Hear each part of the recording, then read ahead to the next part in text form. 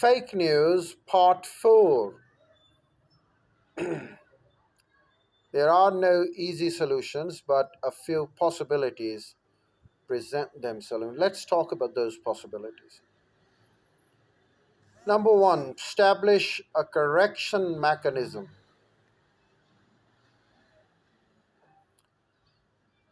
One element of an effective strategy against misreporting and fake news would be to make sure that clearly, factually, wrong news and deliberate misinformation cannot be spread as easily through social networks. This is already happening with Germany, said to be the second country after the US to benefit from Facebook's new disputed model for reducing the power of fake news. But the social media companies' reluctance on this issue in the past suggests that governments may need to threaten regulations in order to encourage them to respond with appropriate urgency. One possibility would be to legislate a procedure under which anyone who has been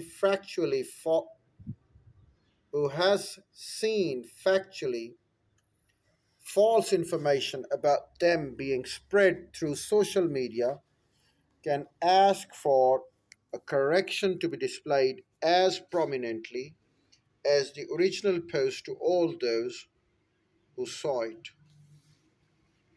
Such procedures are in place in many European countries for traditional media and have worked out quite well in getting rid of the most outrageous pieces of misreporting. Number 2, increase transparency. One of the best ways of establishing any given source's credibility should be to understand its business model and particularly its funders. Many information sources, including think tanks, do not make money through market mechanism, but rather through support from various types of founders: the corporate founders, the foundation founders, the individual founders, and the government founders. There is nothing inherently wrong with this. It makes perfect sense for people and institutions to compete in the important marketplaces of ideas. But just as we need for national security reasons to understand who is moving money across borders, even when it is legal, we need to understand precisely who is moving information. Regulation should be in place to make sure that information sources of a certain size provide information about their funding. Measure number 3,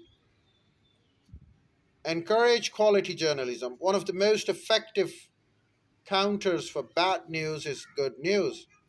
And since markets are clearly failing to provide quality information, it makes sense for the government to invest in creating that infrastructure.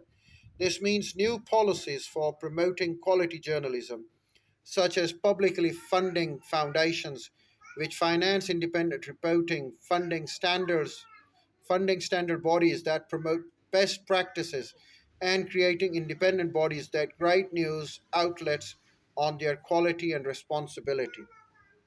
Number 4, more information education.